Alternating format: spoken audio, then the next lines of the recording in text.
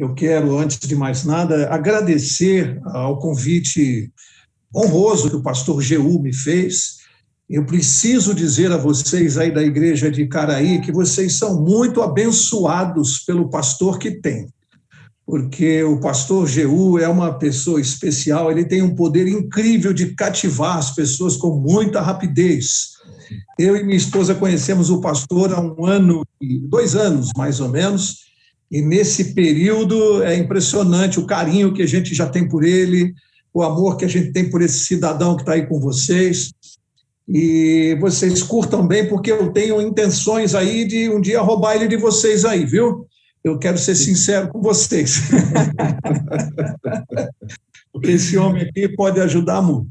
Mas, enfim, vocês são muito abençoados. Pastor G1 é uma pessoa carinhosa, muito obrigado pela honra do teu convite. E nesses minutos agora a seguir, eu vou tentar, de uma maneira muito resumida, é claro, pelo tempo que nós temos, de contar para vocês um pouquinho do que Deus fez na minha vida. Na verdade, eu não vou falar de mim, nem da minha vida, eu vou falar do que Jesus Cristo fez na minha vida, é disso que eu quero falar. E eu quero começar a minha história dizendo que eu fui um garoto de classe média, meu pai era professor, nós somos 5 irmãos, e meu pai, com muita dificuldade, conseguiu colocar os 5 filhos na universidade. Imagine, com o salário de professor, colocou os 5 na universidade. Eu me formei em Direito aqui na USP, em São Paulo, na Faculdade do Lago São Francisco. Eu me formei muito garoto, eu entrei com 17 anos e saí com 21. Com 21 eu já estava formado. E aí começa aqui a minha vida, no sentido assim espiritual. Porque como eu tive uma infância e uma adolescência sem recursos, comecei a trabalhar com 14 anos, assim como os meus irmãos, e a gente trabalhava para ajudar em casa. Então, do meu salário, a gente ajudava a pagar a conta de luz e algumas despesas da casa. Meu pai colocou os 3 homens para trabalhar com 14 anos. Então, desde os 14 anos, eu não sei o que é alguém comprar uma camisa para mim. Eu sempre comprei as minhas coisas, eu me sustento desde os 14 anos de idade. Eu acho que isso foi um legado importantíssimo que meu pai deu para todos nós. Nos ensinou a lutar pela vida e não dependermos de ninguém a não ser de Deus. Bem, aí depois de formado, eu logo fui trabalhar num escritório de advocacia para fazer estágio. E 6 meses depois, eu acabei abrindo o meu próprio escritório, percebi que eu teria alguma dificuldade de trabalhar para outras pessoas. E então, sou formado em 77, há 44 anos que eu advogo. E aí aconteceu o seguinte, eu comecei, nos primeiros anos, a me sair bem na profissão, casei logo em seguida que eu me formei com a Margarete, e comecei a querer desfrutar, depois de casado, das coisas que eu não pude desfrutar quando eu era solteiro, por questões financeiras, por uma série de razões. Por exemplo, até eu me casar, eu nunca tive carro, eu sempre andei de ônibus, só fui ter carro depois de casado. E aí comecei a querer fazer aquilo que eu não fiz quando eu era solteiro, só que eu já era casado. E isso nunca dá certo e nunca vai dar certo. Isso começou a prejudicar o meu casamento, começou a me trazer problemas de relacionamento com a minha esposa, e os anos foram passando, vieram os filhos, e isso foi se agravando com o tempo, cada vez mais independente financeiramente, e a coisa subiu à minha cabeça. E ali eu vou abreviar essa história, quando chegou no ano de 95, eu já ia fazer 40 anos, e foi um momento muito difícil da nossa vida, porque eu estava assim com a cabeça totalmente virada, pensando em outras coisas, querendo viver uma outra vida, e aí tomei coragem de conversar com a minha esposa e pedir separação. No ano de 95, no início do ano, logo depois da virada do ano, e para ela foi uma surpresa, porque embora as coisas não andassem bem, ela achou que eu nunca teria coragem de fazer isso. E eu também achava que não teria. E acabei pedindo separação, e aí começa o ano de 95, um ano terrível para mim, porque antes de fazer isso, eu vinha tendo uns problemas de saúde, dores de cabeça muito fortes, desde o final do ano de 94, e comecei a fazer consultas médicas, fazer exames, e ninguém descobria por que aquelas dores de cabeça não passavam, e eram muito fortes, me atrapalhavam para trabalhar, e eu comecei a achar também, a culpar o meu casamento por essa, digamos assim, por essa insatisfação, por essa infelicidade. Eu achei que eu não estava feliz, e isso estava afetando a minha saúde.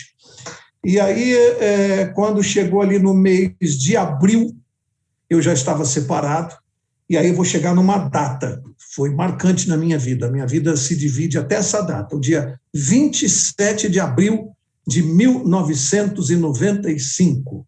Ou seja, no dia 27 deste mês, que começa hoje, eu vou fazer 26 anos deste evento que eu vou contar para vocês. Foi o dia, um dos dias mais difíceis da minha vida, se não foi o mais difícil, e o dia que mudou minha vida, dia marcante da minha vida.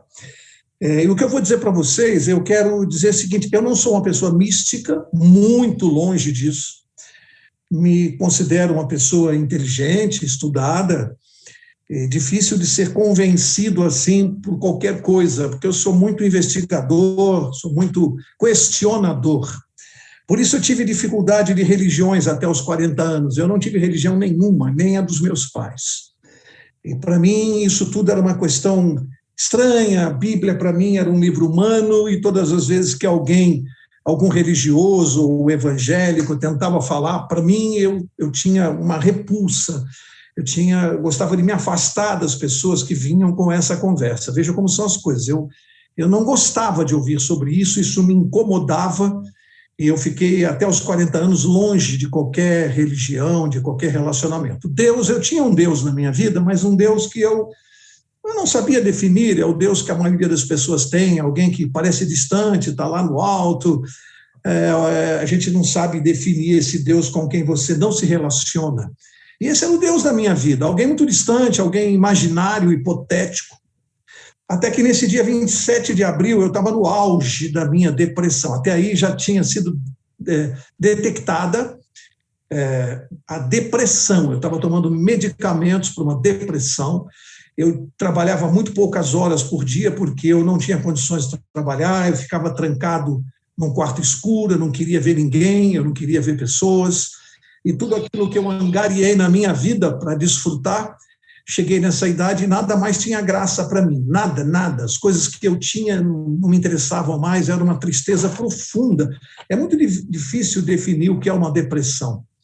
É uma infelicidade, é uma tristeza, é uma coisa interior que a gente não sabe explicar para as pessoas, mas que faz a vida perder a graça. A vida fica sem sentido. E nesse dia 27, eu cheguei talvez no fundo do poço da minha depressão. Eu estava tomando medicamentos fortes e eu cheguei ao escritório tentando trabalhar, não conseguia. Eu tenho muita facilidade de escrever no computador pela minha profissão, não tenho tempo nem de rascunhar nada, né? Eu escrevo mais de 100 folhas por dia, é da profissão, e é uma coisa meio automática, e eu naquele período tinha muita dificuldade de escrever, o que indicava para mim algo grave, porque eu que me conhecia sabia que não era normal em mim a dificuldade de raciocinar e de colocar no papel, era alguma coisa grave mesmo, atrapalhando até a minha vida profissional, essa depressão. E naquele dia eu cheguei ao escritório, não conseguia fazer nada, eu pedi para minha secretária cancelar meus compromissos daquele dia, todos, e resolvi andar na rua, vaguear, eu e meus pensamentos. E uma coisa estranha, porque aos 40 anos de idade, bem-sucedido profissionalmente, eu não sabia o que fazer da minha vida. Eu não tinha noção do qual seria meu próximo passo, eu não sabia o que eu queria, para onde eu ia, eu estava perdido aos 40 anos. E fui vagando nas ruas de São Paulo. Quem conhece São Paulo, meu escritório era. Eu fui andando ali a pé, os meus pensamentos, e fui caminhando. Quando eu dei por mim, eu tinha ido até a Praça João Mendes, que é onde fica o Fórum de São Paulo. Isso, para quem não conhece, é uma distância de uns 5 quilômetros, e eu fiz isso a pé, só com os meus pensamentos, pensando na vida, o que eu ia fazer, o meu casamento, meus filhos, o que eu ia fazer da minha vida. Quando eu cheguei em frente ao fórum, eu me lembrei que uma juíza havia me nomeado perito num processo.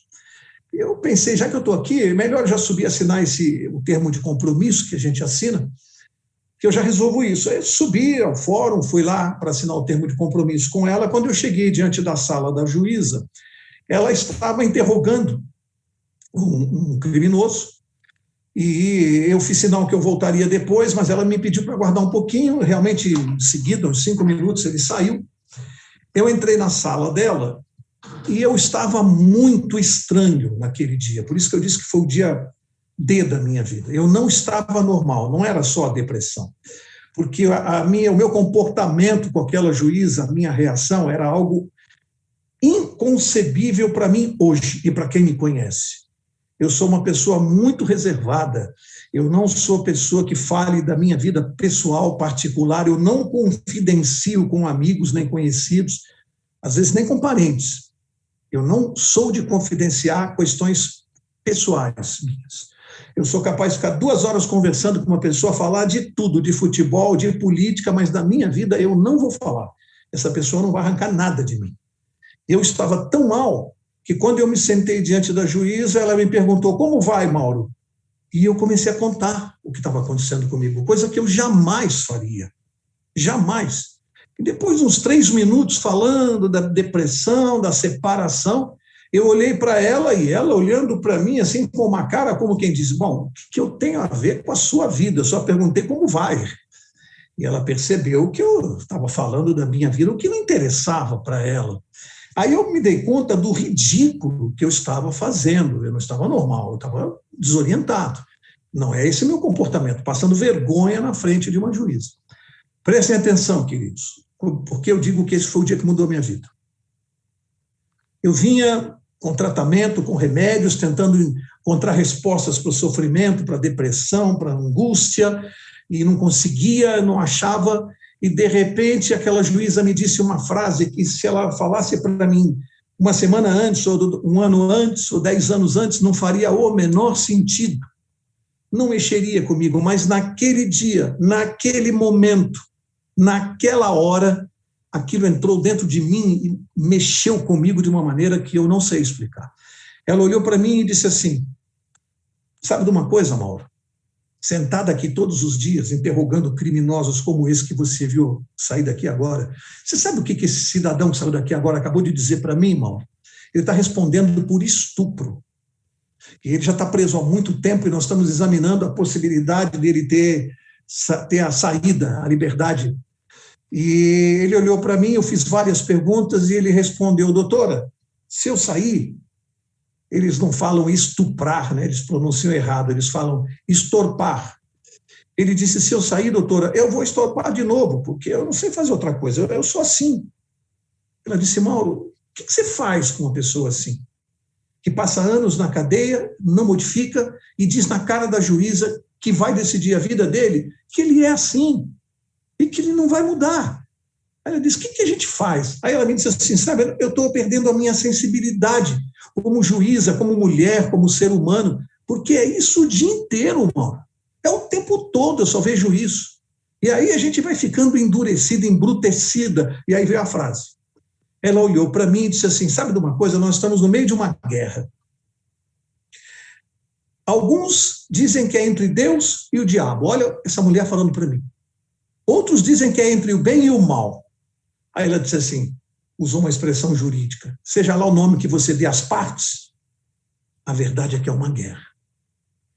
Essa frase, essa colocação, em outro momento da minha vida, não ia ter nenhuma importância. Mas daquele dia, naquele momento com que eu estava passando, uma guerra entre o bem e o mal, entre Deus e o diabo, aquilo entrou em mim, é como se explicasse tudo. Aquilo era Deus falando comigo através daquela mulher, no momento e no dia certo.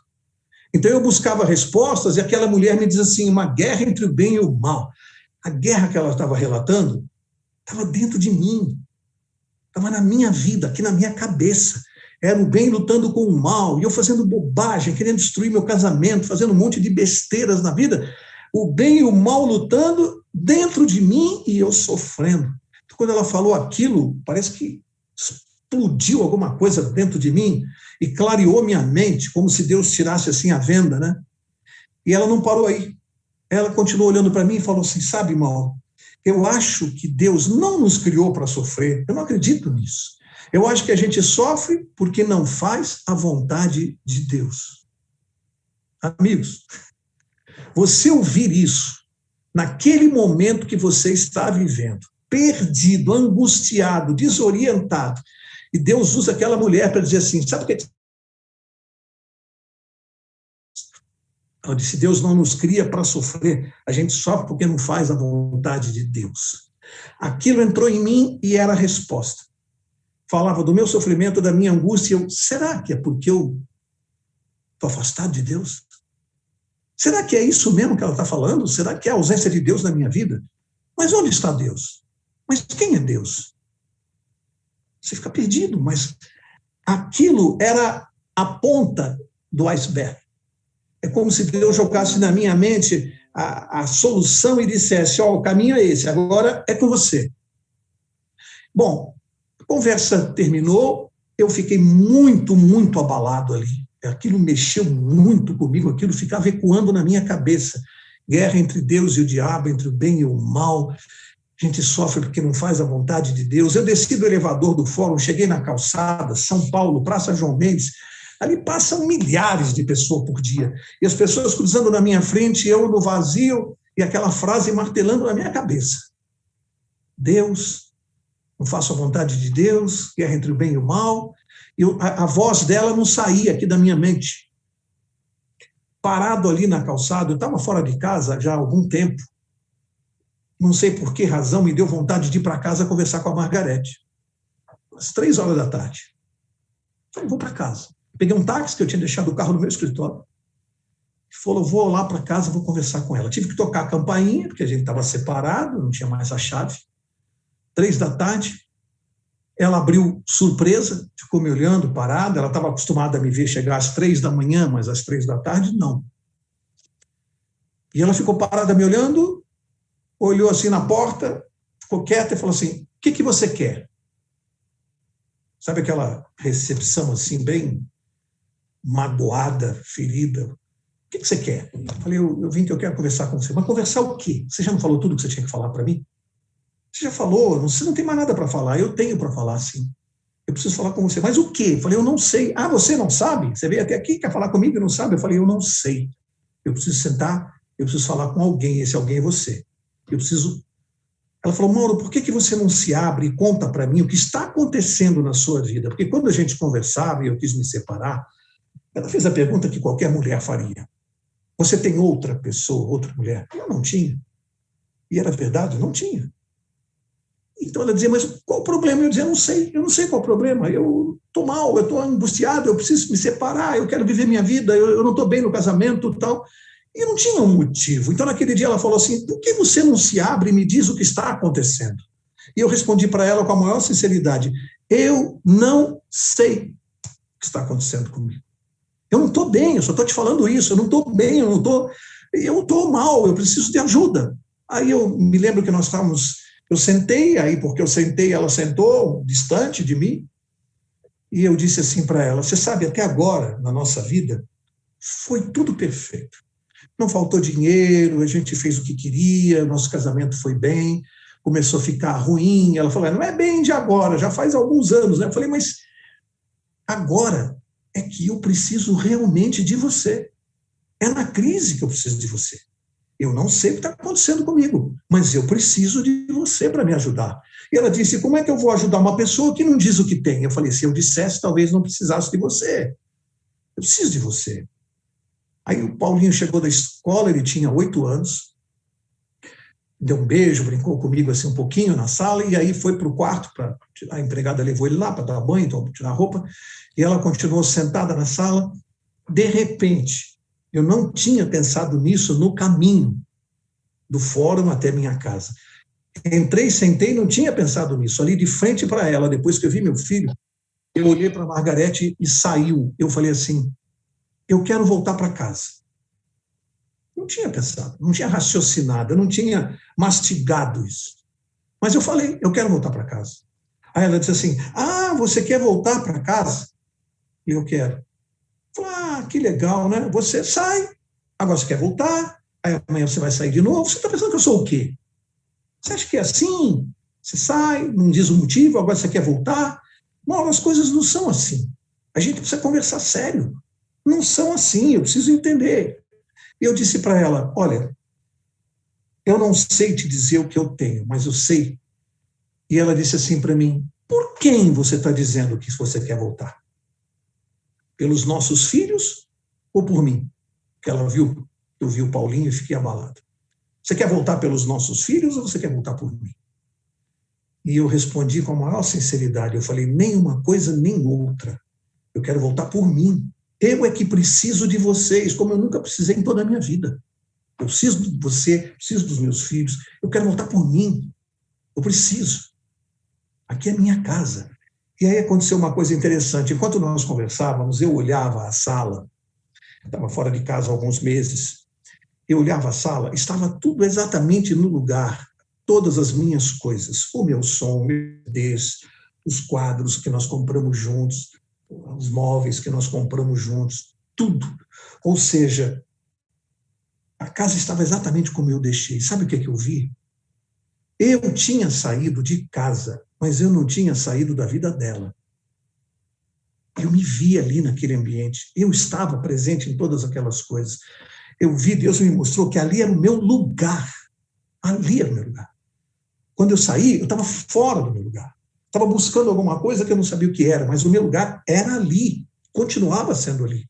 Aquilo me emocionou, eu fiquei olhando para ela, fiquei com o olho mareado, e eu disse, mas ela falou, você tem certeza do que você está dizendo? Eu falei, absoluta. Eu quero voltar. E aí, ela levantou do sofá, não falou nada, foi andando pelo corredor e entrou no nosso quarto. Fechou a porta. Eu fiquei ali na sala, sem saber, bom, ela vai pensar, vai voltar. E fiquei ali, meia hora, uma hora, sentado, pensando na vida. Fui para a janela do apartamento, fiquei olhando para a rua. E o tempo foi passando, passando, passando. E depois de umas 3 horas, eu fui atrás, fui pelo corredor. Quando eu passo pela porta do quarto do Paulinho,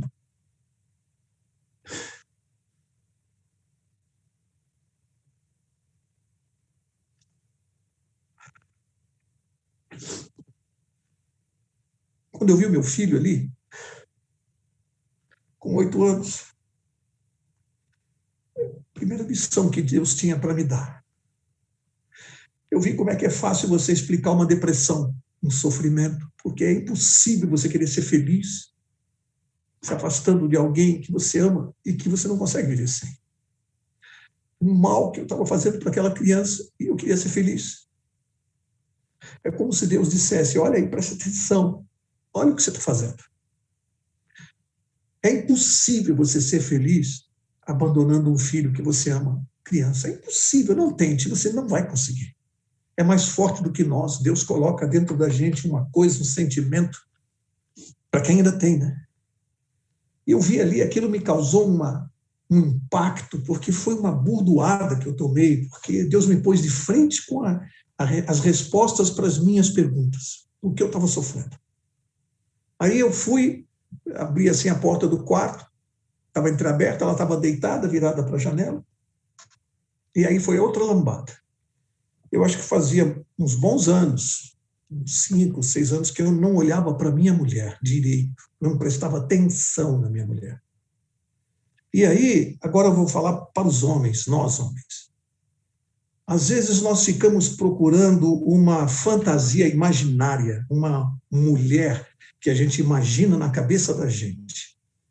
É parecida com a do cinema, com a da novela, com a do outdoor, parecida. É uma pessoa imaginária que não existe. E essas pessoas, quando a gente se aproxima delas, aquelas pessoas assim que a gente cobiça, e você se aproxima e tenta conviver, você descobre que às vezes é impossível conviver com uma pessoa assim, que só tem aparência, só tem atração. O resto. E quando eu olhei a minha mulher, eu percebi que tudo que eu estava buscando, tudo que eu queria estava ali deitada na minha cama. E eu estava procurando, fora. Eu olhei, e há muitos anos eu não via a minha mulher como eu via ali. Eu vou falar uma coisa que vocês podem achar engraçado, mas é verdade o que eu senti ali na hora. Na minha cabeça, eu estava ali fora de casa uns 2, 3 meses. Ela estava tão bonita que eu olhei e senti um ciúme de pensar assim, será que nesses 2, 3 meses ela conheceu alguém? Coisa maluca. Eu senti ciúme ali parado. Fiquei pensando se alguém tinha encostado a mão nela. E fiquei ali parado no corredor e fui fazer uma coisa. Madrugada, quase já era umas 11 da noite do dia 27 de abril. Pela primeira vez na minha vida, eu resolvi conversar com Deus. Eu não sabia como fazer isso, eu não sabia o que era oração, sabia o que era reza, mas eu nunca conversei com Deus, eu só repetia as frases. E ali naquele corredor, naquela noite, eu resolvi conversar com Deus do meu jeito assim, desajeitado. Eu só me lembro que eu falei, Deus, se o Senhor existe de verdade, eu estou precisando do Senhor. E fiz uma promessa de ignorante, porque quando a gente promete o que a gente não sabe, é uma coisa ignorante, é voto de ignorante. Eu estava sofrendo tanto angústia, que eu falei para Deus assim, se o Senhor tirar de dentro de mim o que eu estou sentindo, que está acabando comigo, eu prometo que eu vou servi-lo para o resto da minha vida. Eu não tinha a menor noção do que eu estava prometendo, das implicações disso, da gravidade do que eu estava prometendo, mas eu prometi, porque eu estava desesperado. Eu tomei a decisão de servir a Deus para o resto da minha vida se Ele me tirasse esse sofrimento. Fui para a sala, deitei, dormi no sofá. No dia seguinte eu acordei com a claridade, eu vi a Margarete passar para a cozinha, a empregada estava lá, ela não falou nada, não falou comigo, fui para a cozinha, eu me levantei, lavei o rosto e fui atrás dela. E ela de costas, nunca vou esquecer essa cena.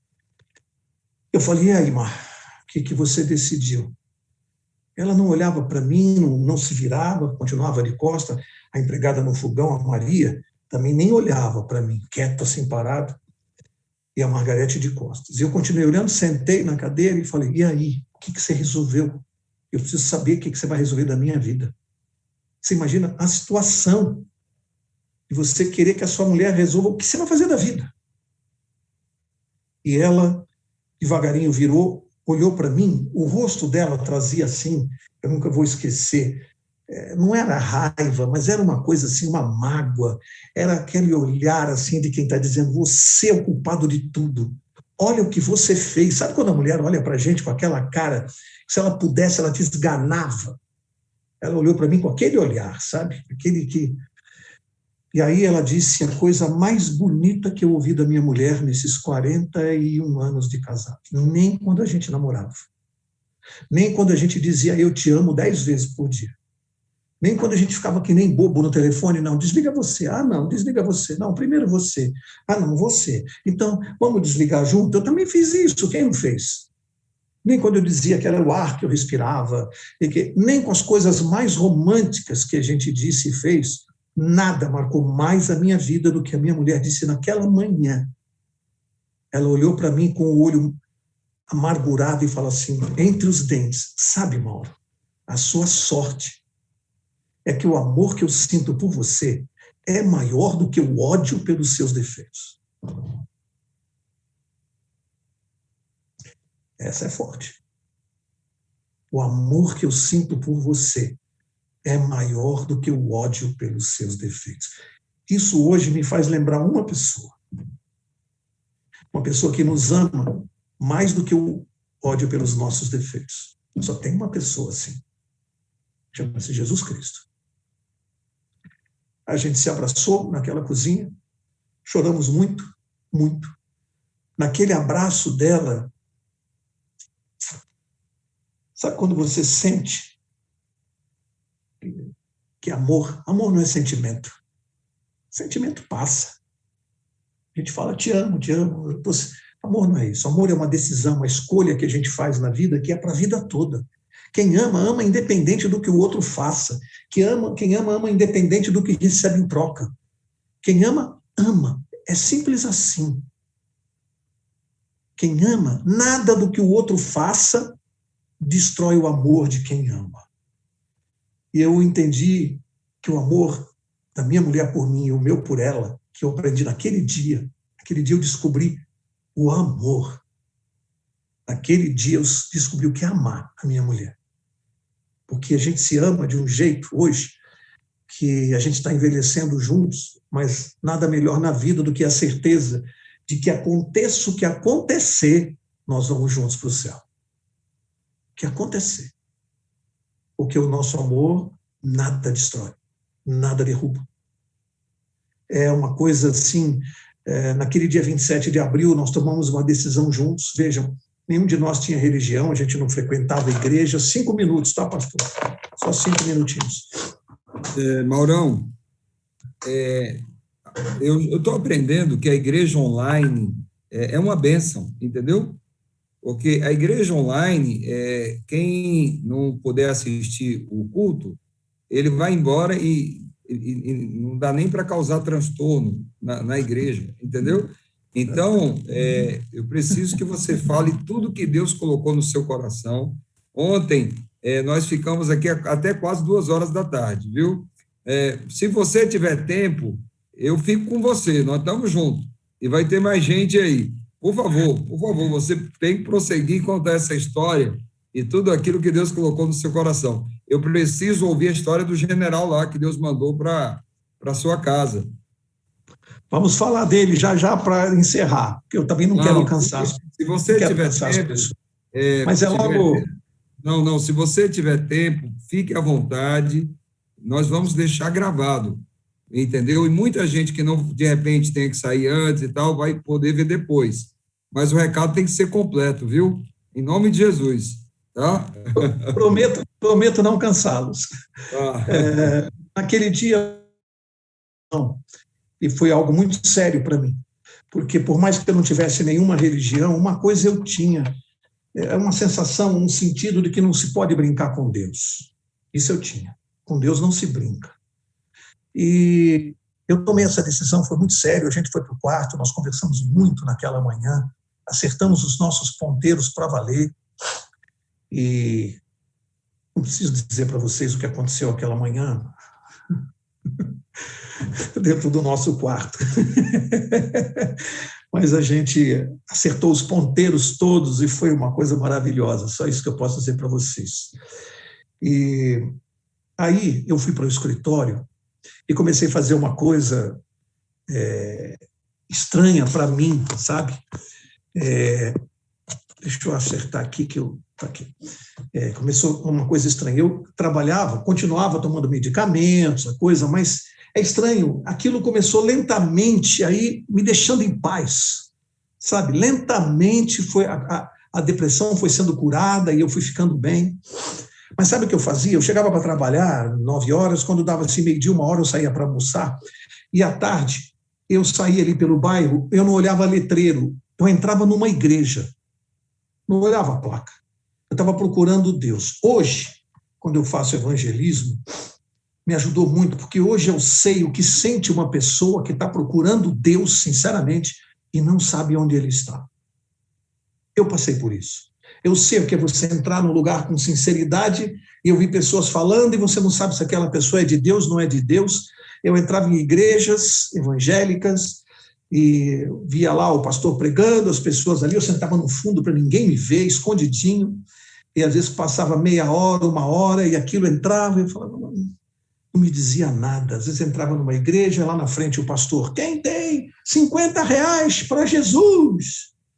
Quem tem R$100 para Jesus? Eu ficava pensando, meu Deus, não pode ser. Não é isso. Diz para mim onde o senhor está. E eu continuava a cada dia, fiz isso uns 15 dias. A cada dia, pastor, eu saía pelo bairro e entrava numa igreja diferente. E sentava lá no fundo, ficava quieto. Às vezes eu ouvia uma coisa interessante e tal, mas não era. Até que um amigo de infância que virou pastor, e eu me afastei dele por causa disso, o Rodolfo, eu achava ele muito chato, porque toda vez que ele se aproximava de mim, ele vinha falar de Jesus. E aí eu me lembrei dele, vejam como são as coisas. No momento da angústia, eu me lembrei daquele que vinha falar de Jesus para mim. Vejam só. Liguei para ele, já fazia uns 20 anos que eu não o via. Aquele número podia não ser mais da casa dele. Eu liguei, quem atendeu? O Rodolfo, o próprio. É como se Deus dissesse para ele assim, não sai de casa não, fica esperando aí que eu vou mandar o Mauro ligar para você. Porque as coisas de Deus são assim. Ele atendeu, enfim, vou abreviar, aquela coisa, Maurão, tantos anos, como é que você está? Aí eu falei para ele, eu estou procurando uma igreja, para vocês terem uma ideia, com a visão que ele tinha de mim, ele falou, Mauro, você fica 20 anos sem me ligar e você liga para ficar me dando trote? Ele não estava brincando. Ele achou que eu estava de molecagem, quando eu disse que eu estava procurando uma igreja. Quando ele viu que era sério, ele falou, peraí, eu vou para o seu escritório agora. Foi para o meu escritório, eram umas 2 horas da tarde, me trouxe uma Bíblia, a primeira Bíblia que eu ganhei, ele me trouxe. Ele é um pastor pentecostal. Me trouxe a Bíblia dele. Começou a ler uns salmos para mim. Bom, me pediu para ir à igreja dele no domingo à noite, isso era uma quinta-feira, para ir na igreja dele que ele ia pregar. Eu fui com a Margarete, cheguei lá, ele fez lá a pregação dele. Ao final, ele olha para mim, para a Margarete, e diz assim, olha, eu quero que vocês venham no próximo domingo, porque eu vou batizar vocês. Falei, mas eu já sou batizado. Ele falou, não, mas eu vou te explicar, Mauro, é que você foi batizado quando você era criança, não vale e tal. E isso deu a explicação. Eu estava tão aberto, tão buscando Deus, que ele me deu 2, 3 versos. Tem que batizar? Tem. Tá bom, então vamos batizar. Eu e Margarete. No próximo domingo à noite. Aí aconteceu, pastor, aqui vai entrar o general. Meu filho mais velho, o Beto, namorava com uma menina que era adventista. Eu não sabia, para mim, eu chamava ela de crentinha, porque ela tinha 1,50 m de altura, baixinha, e eu sabia que ela era crente, mas a igreja, nunca prestei atenção no nome. O Beto contou para ela. Meu pai está frequentando aí e disse que a igreja, semana que vem, domingo, ele vai se batizar. A menina ouviu, como assim? Ele foi numa igreja pentecostal tal, e vai se batizar domingo que vem. Imagina, a menina adventista pediu para falar comigo, cheguei em casa, ela estava me esperando, toda tímida, toda encabulada, porque ela me via assim, como uma pessoa, e ela, posso falar com o senhor? Eu falei, diga, André, eu posso, fiquei sabendo que o senhor aceitou Jesus, que o senhor vai se batizar, nossa, como eu fiquei feliz, meu coração, eu orei tanto pelo senhor, papapá. A menina falou tanta coisa bonita para mim, e aí falou assim, só quero fazer um pedido para o senhor. Antes do senhor se batizar, eu gostaria tanto que o senhor conhecesse uma pessoa da minha igreja para dar uns estudos bíblicos para o senhor saber o que é o batismo e o tipo de compromisso que o senhor vai assumir. Não é uma coisa simples. Ele falou para o senhor quais são os compromissos que a pessoa batizada assume com Deus? Eu falei, não. Mas o senhor precisa saber. Como é que o senhor vai se batizar sem saber? Ou seja, a menina usou a lógica e dentro da minha cabeça aquilo fazia todo sentido. Claro. Aí ela falou, eu vou ver com ele, chama-se Moisés. Eu vou ver com ele quando é que ele pode dar estudo para o senhor, porque ele dá estudo quase todos os dias da semana. Eu vou ver com ele. Tá bom, André. Ela foi, no dia seguinte voltou, falou, ele realmente está com a agenda dele, o único horário que ele tem disponível, ele pode no domingo às 19 horas, no horário do culto que eu ia me batizar. A menina é baixinha, mas é inteligente. Olha o que ela fez. Ela marcou para eu não me batizar. Eu falei, Andréia, mas aí vai ficar chato, porque o que eu vou falar para o Rodolfo? Está marcado o meu batismo? Não, seu Mauro não vai ter problema, ele marca outro dia, se eu falo com ele, não tem problema não. Falei, qual é a sua igreja, Andréia? É adventista, ele vai vir, você vai ver, é uma maravilha ele dando estudo, o senhor precisa... Tá bom, então marca domingo. Liguei para o Rodolfo. Rodolfo, aconteceu isso. Então, eu vou começar a ter estudo bíblico. Qual é a igreja dela, Mauro? Falei, adventista. Mauro, pelo amor de Deus, não faça isso. Os adventistas, isso é uma seita muito perigosa. Eu falei, seita perigosa? Mas ela é pequenininha, parece tão inofensiva, não me parece perigosa. E ele aí falou que os adventistas são fanáticos, são não sei o quê, papapá. Eu falei, bom, Rodolfo, ela é namorada do meu filho, ela foi tão gentil, eu também não quero me precipitar, eu quero estudar a Bíblia com ela. E ele ficou chateado, decepcionado. E aí chegou domingo, 19 horas em ponto, eu toco o interfone do meu prédio, o porteiro, tem aqui o senhor Moisés, pode deixar subir? Eu falei, pode deixar subir, estou esperando por ele. Estava eu, a Margarete e o Paulinho, 8 anos. E aí, sai do elevador um homem negro, com um defeito na perna direita, andava mancando, um terno assim, bem simples, dava para ver, uma camisa simples, terno e gravata, domingo à noite no meu prédio, com a Bíblia embaixo da mão, aquele crentão. Sabe aquele crentão assim que chegou? Eu falei, nossa, domingo à noite, né, na minha casa de terra, mas todo formal. Entrou, se apresentou, e aí falou, olha, antes de abrirmos a Bíblia, o senhor permite que a gente fique de joelhos aqui e faça uma oração? Eu estranhei, olhei para a Margarete, a gente ficar de joelho na sala, a gente não estava acostumado. Aí ficamos de joelho, ele fez uma oração, e aí começou assim, o que o senhor tem curiosidade, o que o senhor gostaria assim, de saber da Bíblia, o que... Ah, não sei, Moisés, eu nunca li a Bíblia. Ah, o senhor nunca leu? Não, nunca li. Mas o senhor tem algum assunto assim que o senhor teria curiosidade? Eu falei, o senhor diz um assunto aí, um tema. Eu falei, tá bom, o que acontece depois da morte? Eu falei, pois não. Aí ele tinha trazido uma Bíblia para mim e ele dizia, o senhor vai abrir aí, Gênesis capítulo 2, verso 7. O senhor vai ler. Aí o senhor pode ir pelo índice, nós não temos pressa. Gênesis no índice, capítulo 2, e Deus formou o homem, e foi me dando o estudo. O senhor abre Eclesiastes 9, verso 5. Agora o senhor abre ali, enfim, depois do 12º verso, eu fiquei pensando, como é que ele fala os versos? Eu vou lá e está falando do assunto que nós estamos conversando, como é que ele sabe onde está isso? É estranho. Domingo seguinte, a mesma coisa. O que o senhor quer saber? E aí foi, aí mandamentos, papapá, começou a me dar estudo, e eu ficava impressionado com a facilidade que ele tinha, e sem nada na mão, dizer, o senhor pode abrir a sua Bíblia num livro tal, tal, e eu comecei a olhar para a Margarete, eu disse que eu sou questionador, eu peguei um caderninho e comecei a anotar os versos que ele falava. Quando ele ia embora, eu pegava a Bíblia e ficava sozinho, vendo se era aquilo mesmo, ou se era diferente, se ele tinha interpretado, eu ficava conferindo, eu e ela na cama, conferindo cada verso, e ele via o que eu estava anotando. Depois de uns 7, 8 estudos, aquilo começou a me incomodar, que eu falei, não é possível, o cara não sabe qual é o tema que eu vou querer falar. Ele não sabe. Como é que ele sabe onde estão os versos, se ele não sabe o que eu vou falar? Chegou um domingo, eu não aguentei e falei, Moisés, me desculpa, eu quero perguntar uma coisa para você que está me incomodando, cara. Você não sabe o que a gente vai estudar. Aí eu falo para você, você me manda abrir, são 15, 20 versos que eu anoto aqui. Como é que você sabe onde estão? Ele olhou para mim, pastor, e disse assim, pelo pouco que eu estou convivendo com o senhor, pelo que eu estou vendo do senhor, um dia você vai fazer a mesma coisa. Eu falei, eu, Moisés? Ele falou, vai. Pelo mesmo Espírito que está comigo, ele vai estar com o senhor.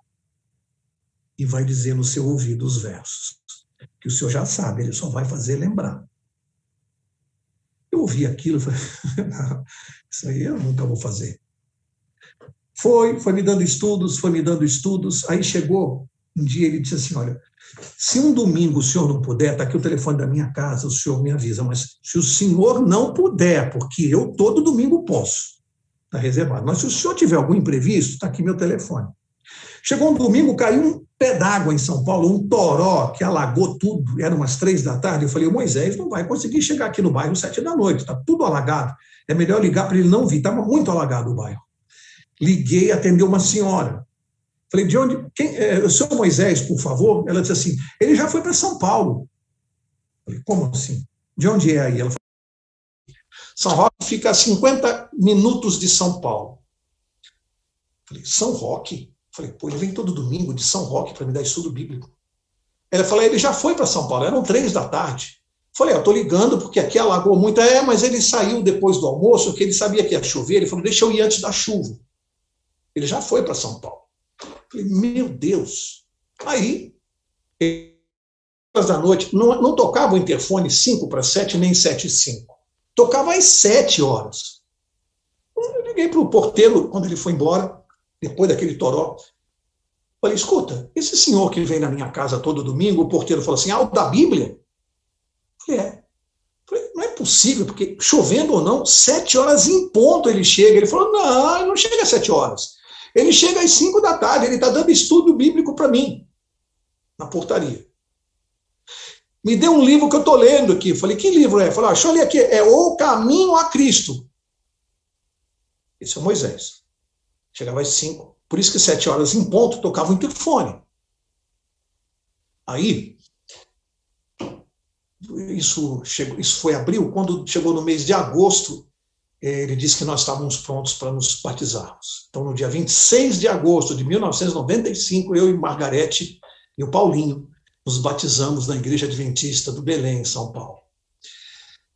Depois de batizado, ele foi assistir o batismo. Eu contei a importância que ele teve na minha vida. Nós choramos muito no meu batismo, muito. Eu e Moisés parecíamos duas crianças, de tanto que nós chorávamos. E aí, eu já sei que esse é o momento que o pastor está querendo que eu conte, que foi a outra lambada que Deus tinha para me dar. Porque ele disse assim, depois que ele passou a me dar os estudos, marcamos o batismo, porque eu disse que eu não permitiria mais que ele viesse à minha casa domingo à noite para me dar estudos. Falei, não, mas eu não vou deixar. Não, mas eu faço com prazer. Eu não vou deixar. Você não vai vir mais. Me batizei. Aí ele aceitou, só falou assim, mas eu gostaria, sábado que vem, de convidar o senhor para ir a São Roque, lá na minha igrejinha, para o senhor me assistir pregar. O senhor iria? Falei, vou, com o maior prazer. Falou, olha, eu gostaria que o senhor e sua esposa almoçassem na minha casa, mas olha, é casa de pobre, é de gente pobre. Eu falei, para com isso, Moisés. Eu falei, eu sou pobre, então, por favor, o senhor não vai reparar? Eu falei, que é isso, Moisés? Fui com a Margarete para São Roque, assistimos ele pregar. Queridos, quando nós chegamos na casa dele, até hoje eu não consigo falar disso direito.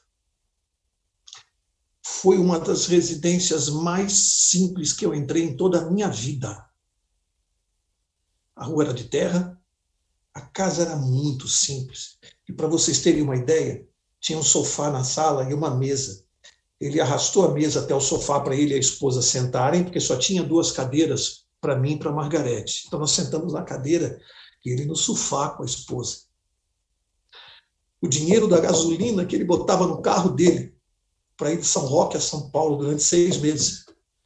Dava para comprar as cadeiras da mesa dele. E eu que no dia que ele chegou, olhei e falei, o que esse homem pode me ensinar, um homem simples? Ele tinha muita coisa para me ensinar, muita coisa. É um anjo de Deus que Deus colocou na minha vida. Eu digo que Deus tem um exército aqui nessa terra, tem soldado, cabo, capitão. Não tenho dúvida, Moisés é general. Como era um cara muito difícil, como eu tinha uma cabeça complicada e Deus já sabia, Deus falou, para dar estudo para esse cabra aí, eu não vou mandar soldado, não. Eu vou mandar um general daqui. Mas vou mandar um general para quebrar as pernas dele, o orgulho dele. Todas as vezes que eu vejo Moisés até hoje, não tem uma única vez que eu veja que eu não chore copiosamente. Eu não consigo olhar para o Moisés sem chorar. Porque eu olho para ele e vejo um anjo. Eu vejo uma pessoa que está mais com o pé fora desse mundo do que aqui. Eu vejo alguém que se despe de toda a materialidade para viver, para pregar para os outros. Eu não cheguei nesse estágio, nem sei se um dia vou chegar. De me despir de tudo e dedicar a minha vida exclusivamente para a salvação das pessoas. Esse é o Moisés Silva, um homem de Deus aqui nessa terra. Uma pessoa que conhece a Bíblia de cor e salteado. O que você perguntar para ele, ele não abre a Bíblia e ele declama versos inteiros sem abrir a Bíblia. E você começa a acompanhar a leitura, ele não pula uma única palavra, sem olhar para o texto. É impressionante. E aí, um dia, comecei a fazer classe bíblica, estou encerrando. Faço há 26 anos. E a última vez que o Moisés foi, vai fazer uns 10 anos, a última vez que ele esteve na classe bíblica, e me viu fazendo estudo bíblico, tinha mais de 300 pessoas na sala, no auditório, numa quarta-feira, e o Moisés sentado ali na primeira fileira, e tinha momentos que eu olhava e falava, meu Deus, não é possível, que inversão de valores, eu falando para essas pessoas e o Moisés sentado ali me ouvindo. Tenta entender, para mim era o meu professor me ouvindo ali, sentado. E aí, ao final, eu chamei o Moisés para fazer a oração. Ele subiu, me abraçou. Está lembrado, irmão? Você está lembrado na sua casa? Que eu falei para o senhor que o mesmo Espírito é o mesmo. Acho que o senhor duvidou, né, quando eu falei. Nunca duvide do poder de Deus.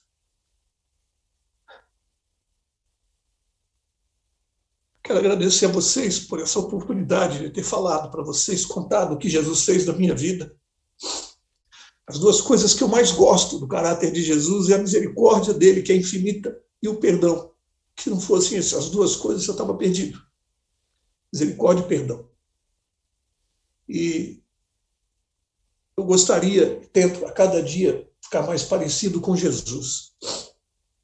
Se eu não conseguir, eu quero pelo menos tentar ficar mais parecido com Moisés. Eu tenho tomado muito sol para ver se a minha pele escurece. Mas eu quero tentar ficar mais parecido com ele. Me despir de tudo, das vaidades, que a gente ainda tem dificuldade. A gente ainda é muito materialista. Pastor Geu, uma vez por essa oportunidade, pelo carinho que você tem por mim e pela Margarete, assim que passar essa pandemia, depois da vacina, eu preciso te dar um abraço e dar um beijo na sua bochecha. Aquele abraço que saudade de dar. E eu quero estar junto com você, em encontro de casais, em palestras. Você é um cara para mim. Cara aí, onde estiverem me ouvindo, no YouTube, em qualquer lugar do mundo. Eu não quero que vocês se lembrem de mim, nem do meu nome, não faço a menor questão. Mas se vocês se lembrarem do Jesus Cristo, que mudou a minha vida, valeu a pena ter estado com vocês. Mauro, você é tão carinhoso, rapaz. Com saudade de você, já falei com você que eu lembro que você vem aqui no Rio de Janeiro para justamente fazermos juntos aqui um encontro de casais. Mas, assim, como você é tão carinhoso,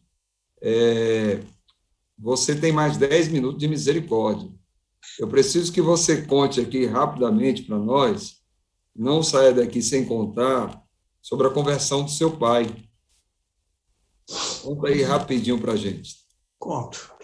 Depois de batizado, quando eu comecei a fazer classe bíblica, eu comecei a dar, antes de fazer a classe bíblica, e essa foi a razão pela qual eu fui convidado para fazer na igreja, eu comecei a estudar para dar estudos para minha família. E a minha maior preocupação foi meu pai e minha mãe, católicos, praticantes, e eu queria que eles conhecessem ou soubessem o que aconteceu na minha vida, porque eles não sabiam.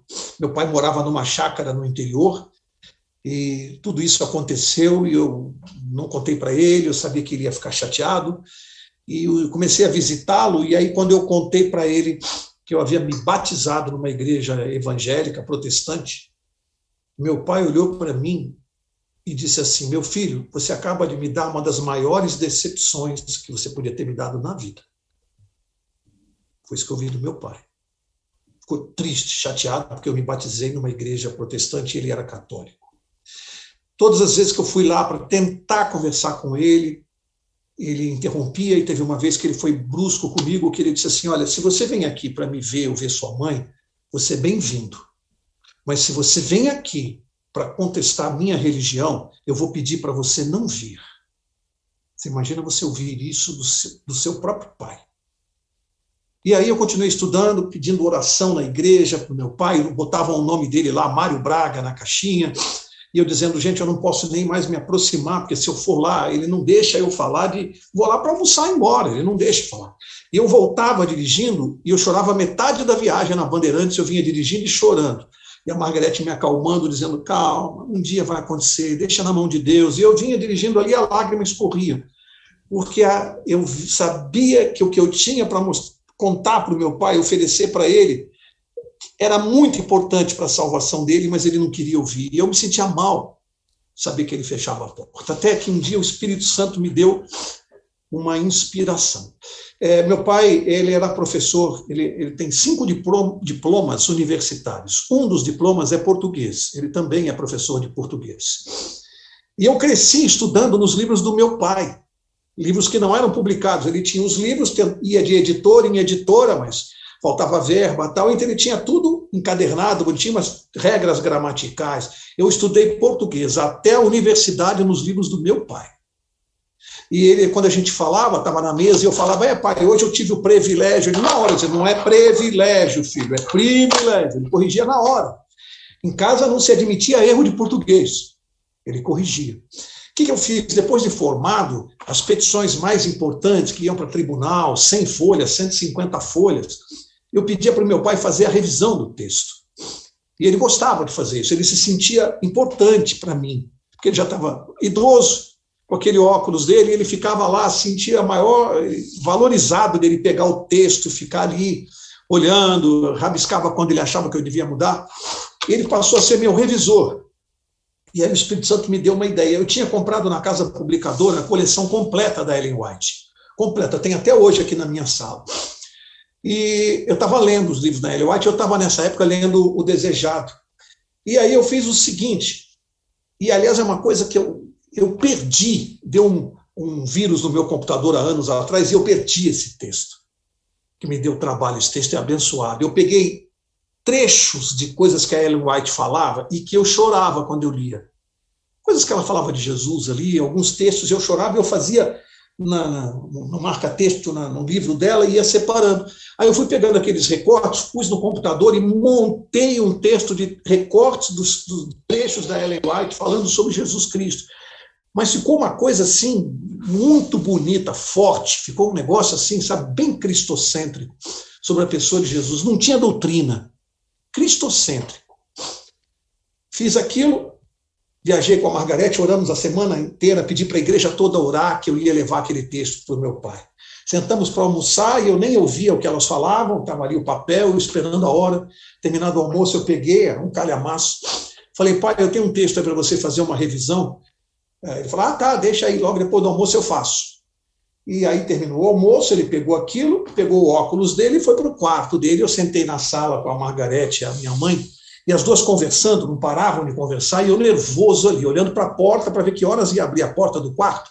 Falei, daqui a 1 minuto, 2, ele vai abrir a porta do quarto e vai me esculachar. E eu fiquei olhando e a porta não abria. E passou 5 minutos, 10 minutos, 20 minutos, e as duas conversando. Coisa de mulher. E eu ali nervoso, olhando para a porta, e deu 1 hora e a porta do quarto não abria. E eu tenso. Daqui a pouco a porta abriu, veio meu pai, segurando os óculos assim na mão, entre os dedos, assim, e aquele papel um canudo, enrolou. Ele é tão durão que eu acho que ele ficou mais tempo dentro do quarto, para a fisionomia dele assim, eu não sei se ele se emocionou, eu sei que ele voltou assim, aí ele olhou para mim e falou assim, revisão de texto, né?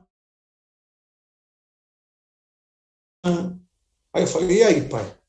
Tinha muito erro aí? Ele falou, não tinha, e você sabe que não tem. Eu fiquei quieto, até pensei, né? Puxa vida, até que a Ellen White escreve direitinho. Amigos, ele se emocionou com aquilo. Meu pai é muito duro, ele é difícil de chorar, mas ele se emocionou. Aí sentou assim no sofá, eu olhei para ele e falei, pai, por favor, me deixa conversar com você. Eu só quero contar o que aconteceu na minha vida, mais nada.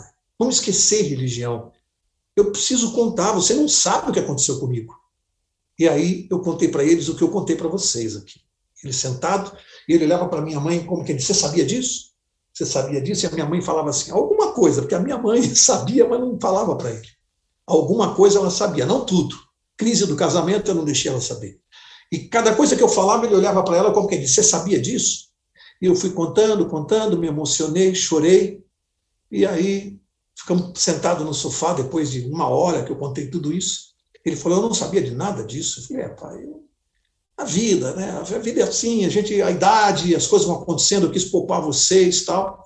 Do nada, ele falou, vem cá, meu filho. Aí eu cheguei mais perto dele e me lascou um abraço, sentado. Aí falou assim para mim, a partir de agora, você pode vir, você pode falar o que você quiser para mim, eu não vou mais brigar com você.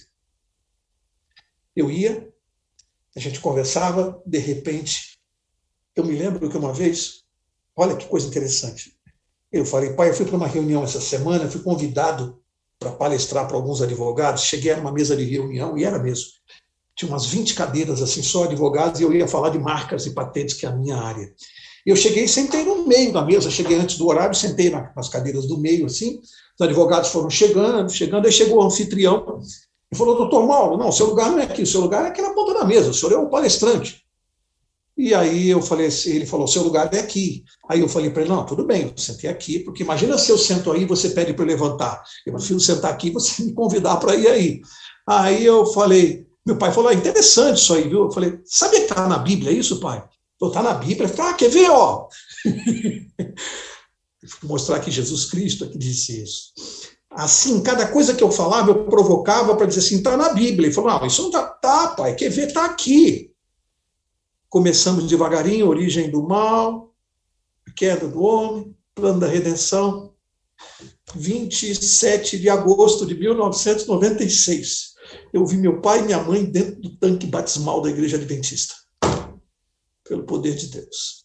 Hoje, queridos, nós somos 32 membros da nossa família batizados na Igreja Adventista.